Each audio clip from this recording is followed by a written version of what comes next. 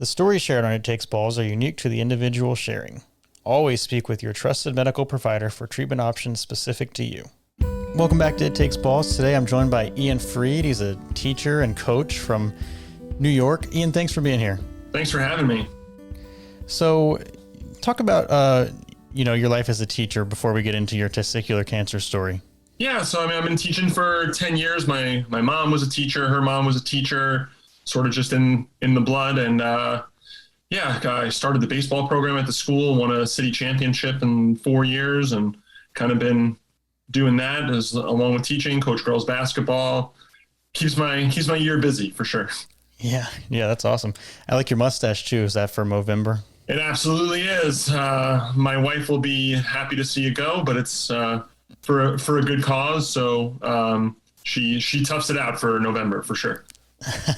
All right, so let's get into it. So you were diagnosed in 2020.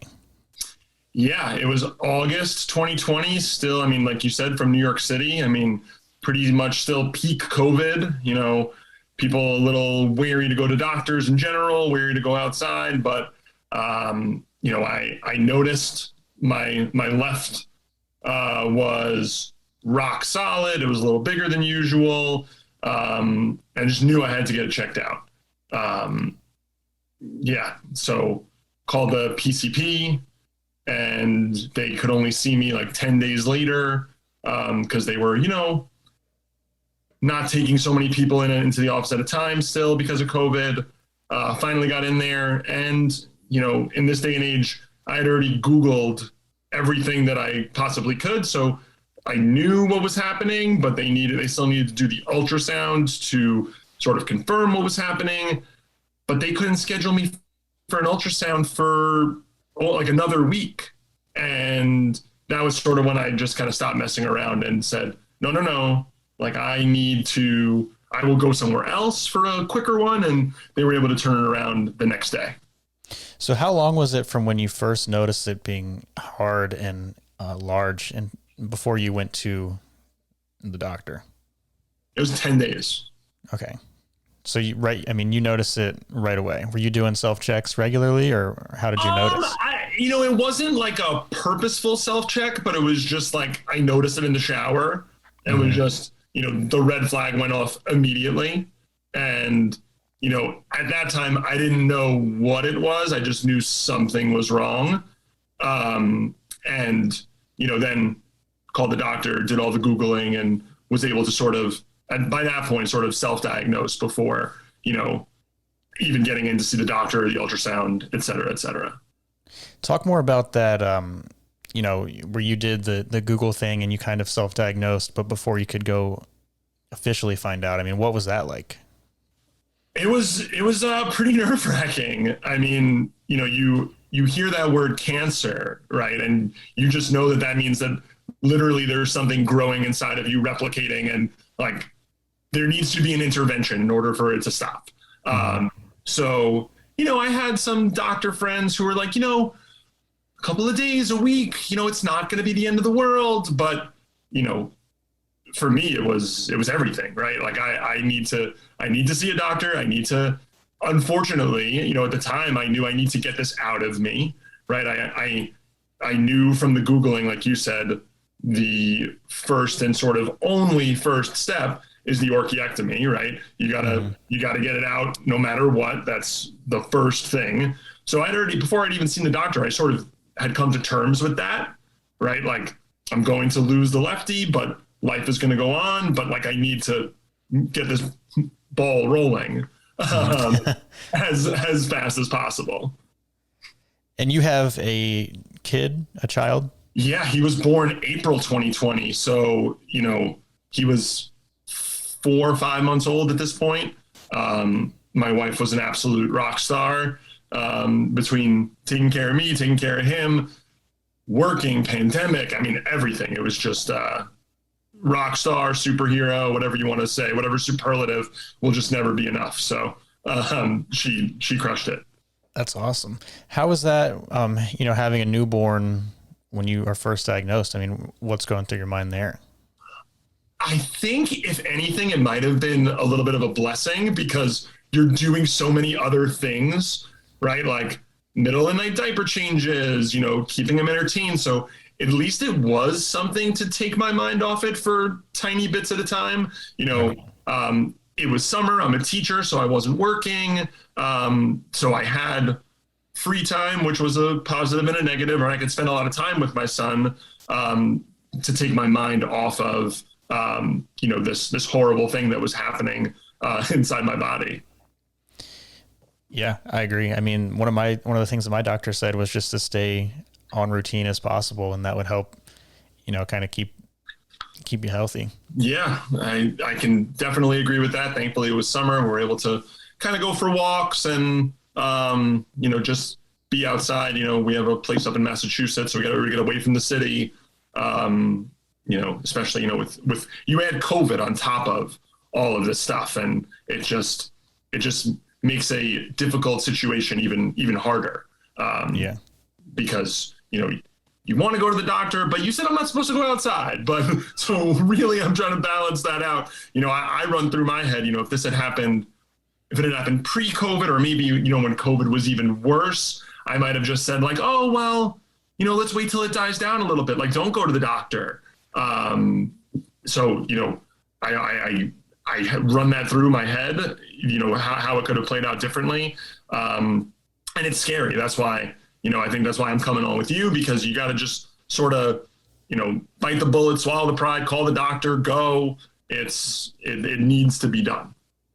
Talk more about going through it during COVID, because, that is something like you mentioned, people weren't going really to the doctor at the height of things. And that's one of the things that I guess we'll see the effects of years down the line, is people who weren't getting screened for things.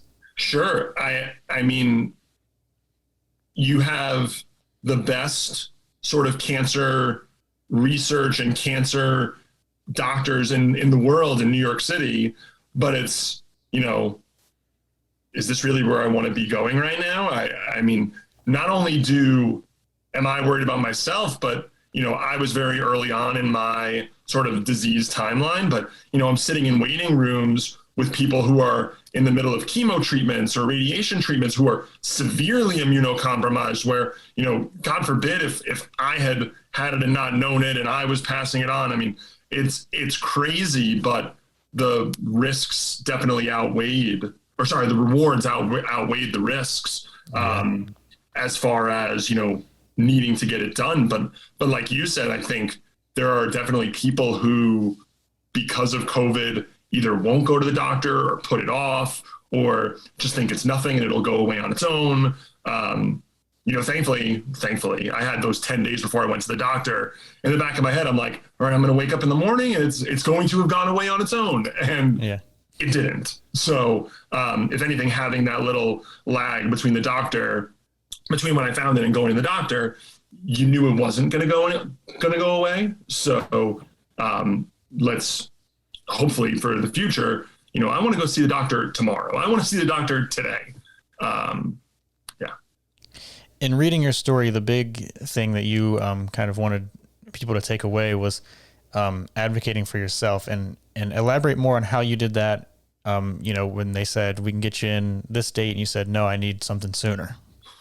So, I'm not an ultrasound tech, but I want to say that probably like the first thing they teach you when you become an ultrasound tech is to sort of not tell the patient anything, because they're not a doctor. Mm-hmm. But I had the ultrasound, and the woman pulled me aside, and she was like, please follow up on this. You need to get this taken care of. So like, again, I sort of knew the writing had sort of been on the wall.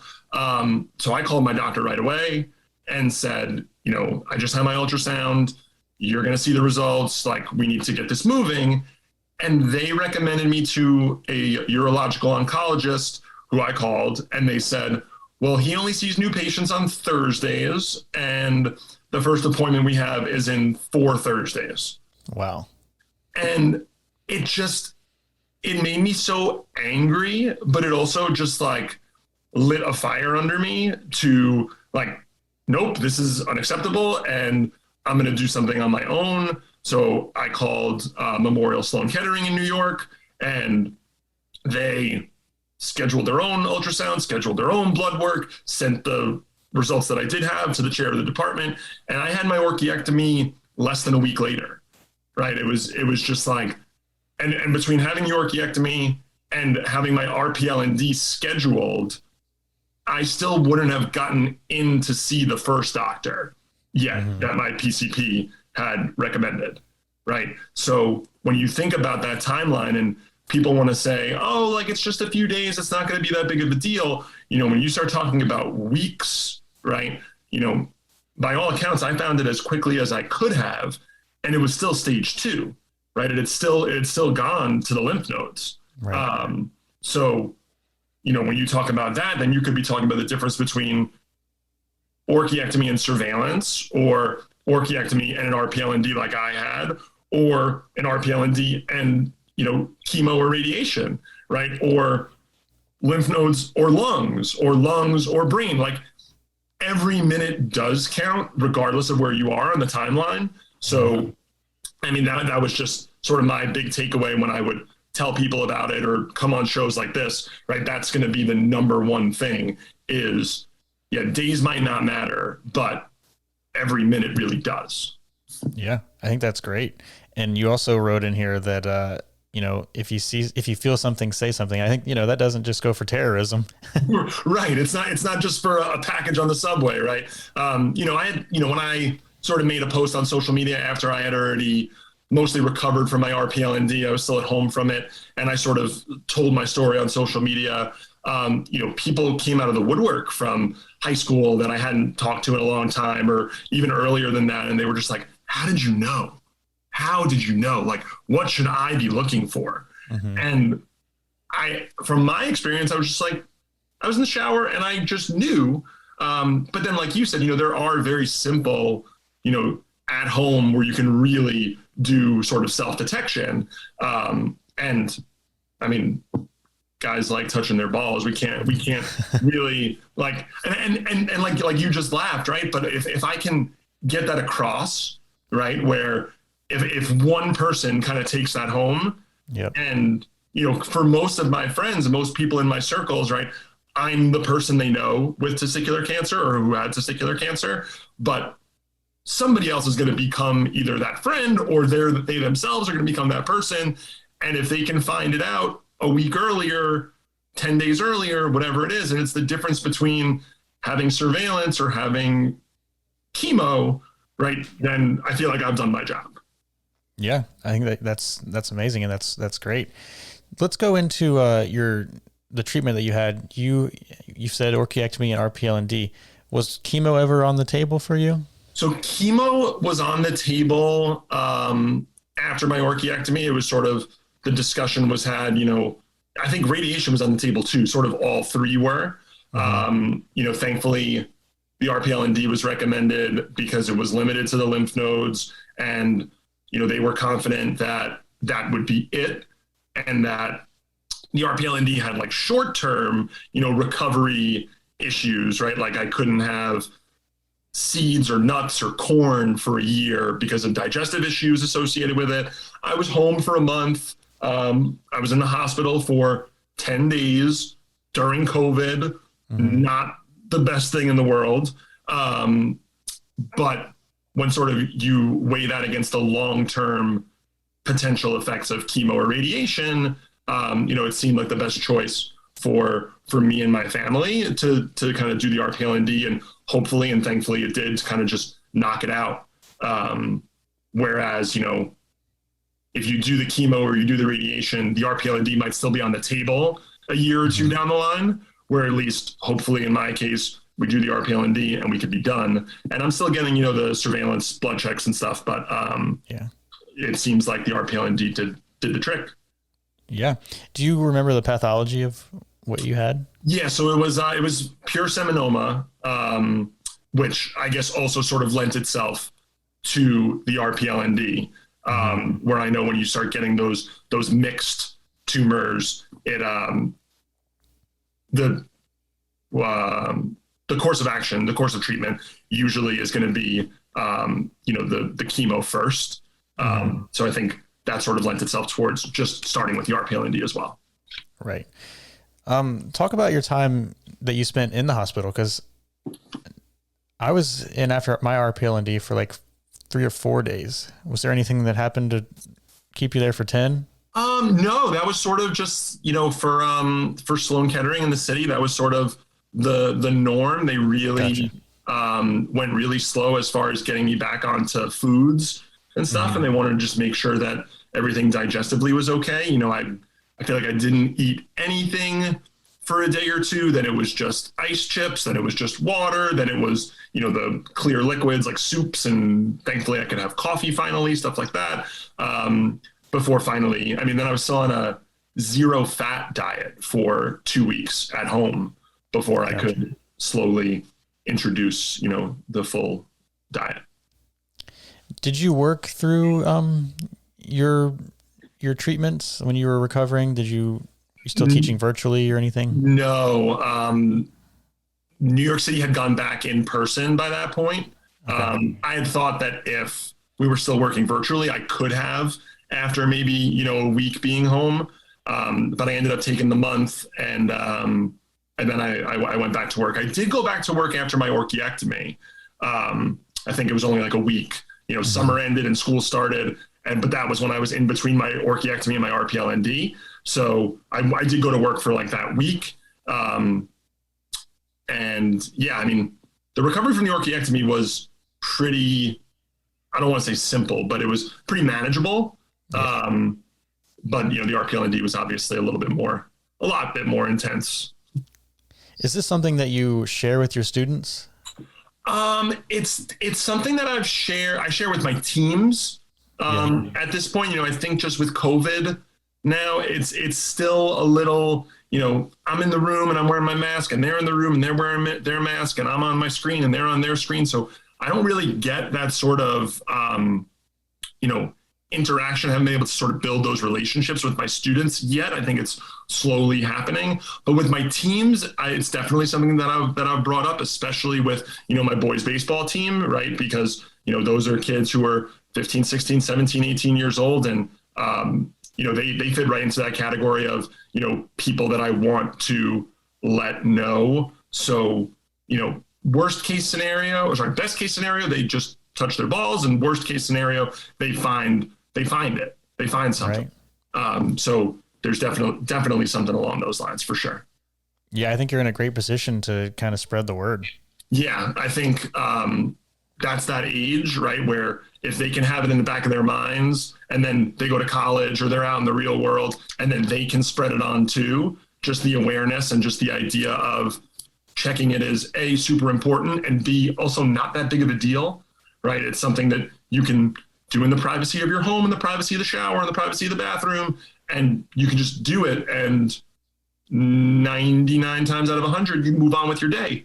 But when that one time hits, the earlier, the better. How has your administration been with allowing you to kind of talk about it with your students? Because, one thing that people might say is that talking about your testicles is taboo, but, we're testaments of it, talking about it, helping. So, yeah, they've definitely given me sort of the freedom to do it on my own terms, like whatever I'm comfortable with. Mm-hmm. It's not one of those things that I'm beating anyone over the head with, I've had ideas, especially for this upcoming baseball season, to sort of maybe have like an awareness game, right? Where, we all wear, the baby blue or whatever. This is not a knock, but, breast cancer gets an entire month, right? And, until I had been diagnosed with testicular cancer, I had no idea that testicular cancer was part of Movember, right? I just thought that Movember was for prostate cancer and just like men's health in general. But then you find out that it's actually a major component of Movember, right? So last Movember, which would have been Movember 2020, right, I was still recovering from my RPL&D, so I didn't really get involved, but I had friends who got involved on my behalf, and then was able to sort of hit the ground running this year.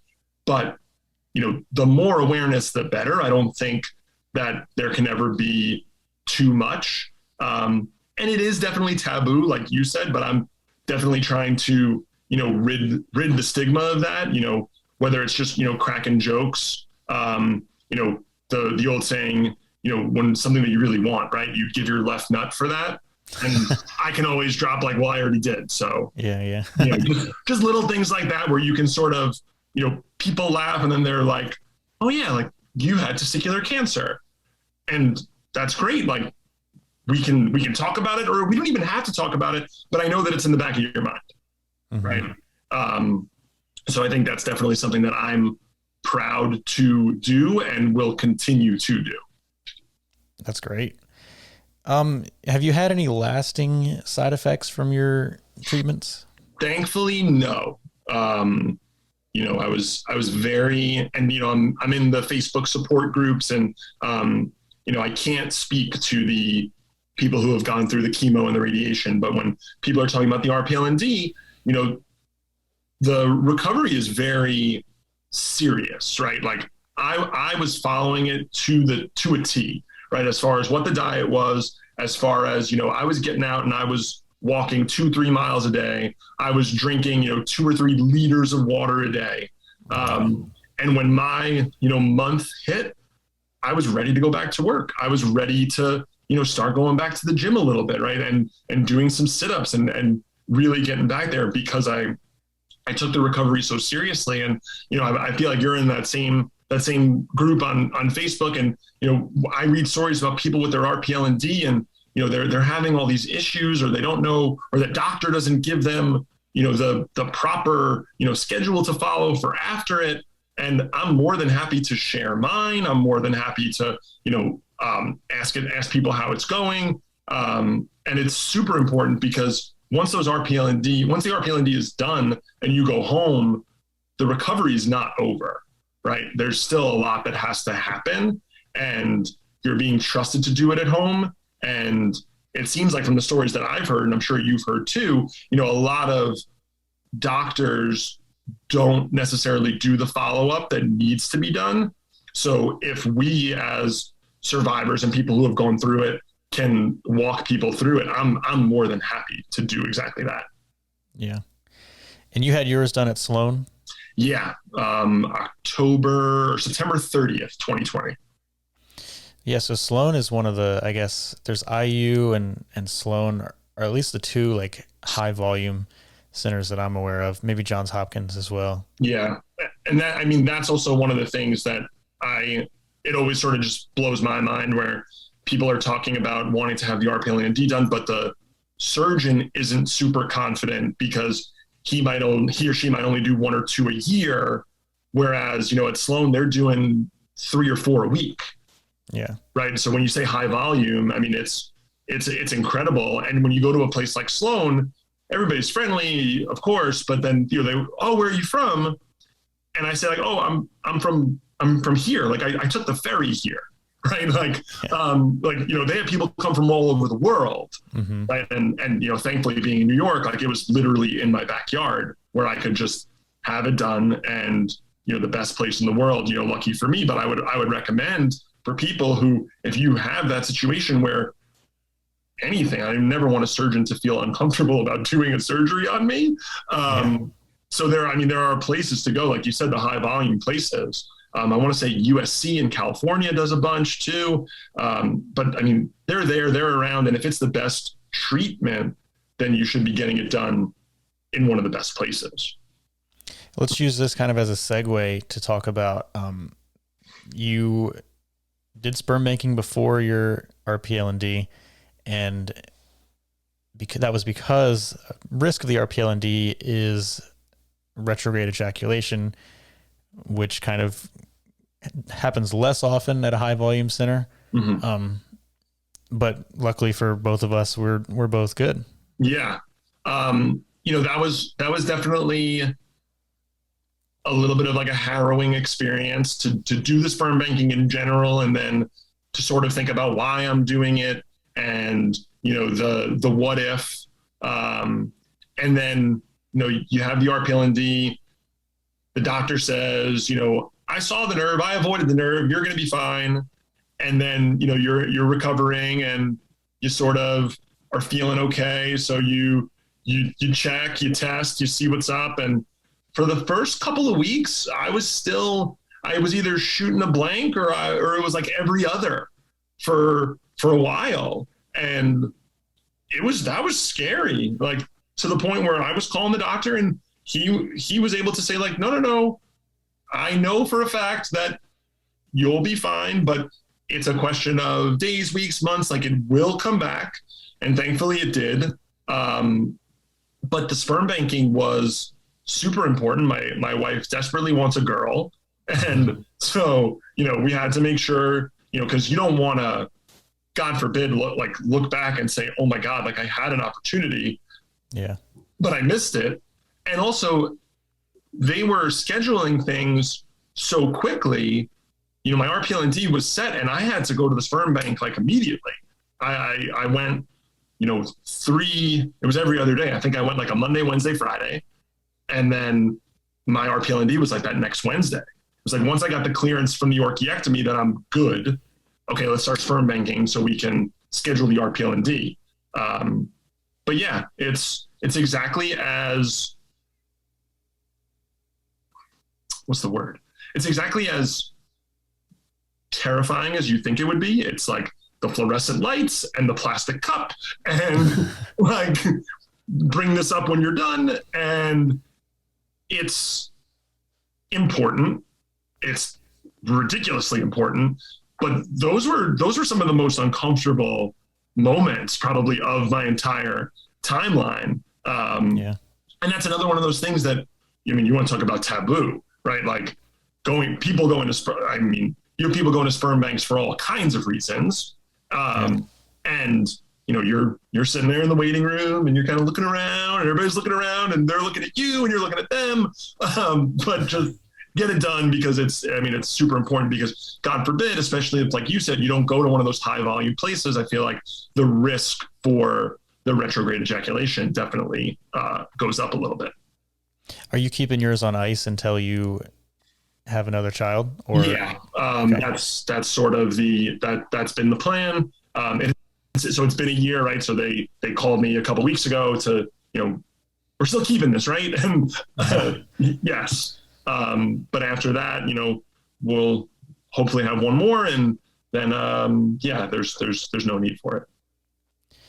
Let's move into what your goals are in survivorship. We kind of touched on it a little bit with the baseball team and having an awareness game, but do you have anything else that you're planning? The number one thing is going to be for my son, right? I mean, you sort of have to add it to your medical history, right? And then you have to add it to my son's medical history. And because now, and that's another thing that I Googled the crap out of, right? Like, what are the chances? Like, does it go up for my son now? And it seems pretty inconclusive as to whether or not it does. Obviously my dad didn't have it. So, it's sort of the where it comes from is still pretty foggy. It seems like a big picture. They don't really know. Mm-hmm. But if I can, so now when my son has, his regular checkups, they're checking, they're looking because it's on his chart, it's on my chart. But when he hits that age, that can be like the number one thing that I can pass on is for my son to be informed and educated and advocating. And then, to not make it weird with his people, right? Like, my dad had it and he's fine. Look at him. But, I'm going to spread, detection and self-exams and all that kind of stuff. So for me in survivorship, my son is going to be my legacy, right? My son is going to be hopefully the best thing that I ever did. Mm-hmm. And if I can pass, those skills, those tools, ridding the stigma that surrounds testicular cancer through him, that's going to be like the number one thing that I think that I can do. That's great. That was a great answer. Do you have any advice for anybody who's currently staring down the barrel? So if you're currently staring down the barrel, the number one thing is to advocate for yourself, right? If you don't like a particular treatment, doctor's offices, I feel like when I was growing up, it was always one of those things where well, the doctor recommended it, so the doctor must be right because the doctor went to medical school and I didn't, right? But you have these doctors who are seeing probably dozens of patients a day. Like you said, if you're not in one of these high volume places, they might not know what to look for. They might not ask you the question that will trigger an answer that, sparks the next step. So whenever you have appointments, whether it's FaceTime, phone call, in person, come with questions, right? I remember one of the first time I went to my primary care, the wait was a little bit long and I had a ton of questions, and, he dropped a line like, you've been waiting so long, I don't want to waste your time. And I was like, no, I've been waiting a long time and I have questions and you're going to answer them, right? Yeah. Don't rush me out of here because you were late, right? You're going to stay and I'm going to ask all these questions. Granted, they were all sort of, I can't diagnose anything now. You need to get an ultrasound, et cetera, et cetera. But, you can advocate for yourself. You can be your biggest supporter, especially when it comes to the doctor's offices. They will answer eventually, but you should never leave an appointment saying like, oh, I wish I had asked X, right? Either ask it, or if you remember after, call them back. Don't wait till your next follow-up 2 weeks later, a month later, 3 months later, whatever it is, right? Ask the questions, because that's the only way that you're gonna find the answers, even if it's something that you already know, or it's something that is just sort of affirming what you already thought you knew, right? Let the doctors do that, because that's the only thing that's going to get you through, like you said, staring down the barrel, right? If you know that you have a doctor or a medical team or whatever that's on the same page as you, that's the only thing that's gonna help you get to whatever the next step is. Yeah, perfect answer. You got tons of perfect answers. Do you want to shout out any of your doctors at Sloan that maybe somebody in the area could reach out to if they're facing? Sure. I mean, it's Dr. Scheinfeld. He's the chair of the urologic oncology department. And it was one of those things where you called like the main Sloan number and you told them what was happening, and it was boop, boop, boop. You were in his office and he had everything done. I mean, when I say from my first phone call to my RPLND was maybe 5 weeks, right? So stage 2 to remission in 5 weeks. Yeah, that's great. Yeah. And, I don't know if you've ever been to New York, but like driving down the FDR Drive, Sloan Kettering's right there on the side. Every time I drive down, I always give a little wave, give a little salute, a little thank you. Every time I drive by. And, I still go back. I'm up to now every 4 months for surveillance, blood work and stuff. I did a year of 3 months. Now I think it's 2 years of 4 months. But I just get my blood done. I do a quick chest X-ray, and that's it. But yeah, I mean, everybody at Sloan, but yeah, Dr. Scheinfeld, the surgeon, outstanding. 10 out of 10, awesome. Would recommend. Do you have any final thoughts? I mean, I think it's just super important what you're doing. It's, again, this is not a knock on other cancers, right? But breast cancer has an entire month. Prostate cancer has an entire month. But testicular cancer is the one that will most affect, what's the stat? I think it's 18 to 45 male. Like that's the most predominant cancer or something like that. I think TCAF says it's 15 to 44. 15 to 44, right? So that's a huge chunk of people that are going to, unfortunately, right, get it. At a certain point, some number of people are going to get it. And I feel like as just in our culture, we're just like, well, pink is breast cancer. So like I'm pink, October, breast cancer. And like what you're doing and what I'm trying to do on a smaller scale is just like acknowledge that there are other ones out there, because, I'm kind of knee deep in it now.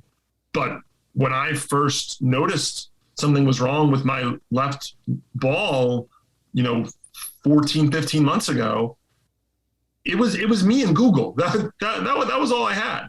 Right. Yeah. But then, you start getting the story out, and then all of a sudden, a cousin has a friend who's fine, and you realize that the stigma is definitely coming off, and I think it's definitely due to things like you and things like what survivors like me can do on a smaller scale. Absolutely, it sounds like you're doing a great job. Thanks, man. You too. I'm trying. Thanks for talking today. Appreciate it, man. Thanks for having me. For more information, visit testiscancer.org. You can also follow us on social media at Testis Cancer. We're on Facebook at Testicular Cancer Awareness Foundation.